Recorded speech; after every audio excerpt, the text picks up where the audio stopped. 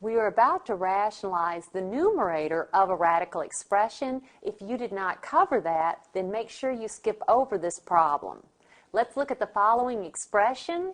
Here is my expression, and we'd like to rationalize the numerator of this expression.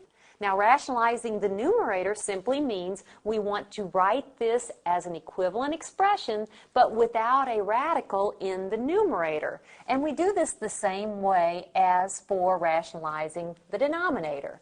I will rewrite this. It's the square root of 6 plus x all over 8.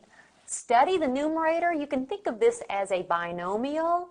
And to rationalize the numerator, then we multiply numerator and denominator by the conjugate of the numerator. So we will multiply by the conjugate. What's the conjugate of this square root of 6 plus x? It's square root of 6 minus x. If I multiply the numerator by this factor, I must multiply the denominator by that exact same factor also. And now let's see what we have. In the numerator, think of this as maybe a binomial times a binomial, so you can multiply using the FOIL order. Square root of 6 times square root of 6 is 6. The product of the outside terms, that's minus square root of 6x. Product of the inside terms plus either x square root of 6 or square root of 6x, either way.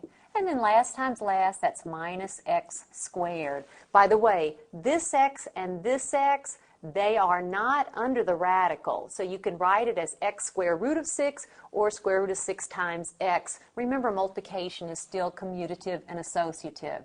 And then I have in the denominator still 8 times square root of 6 minus x.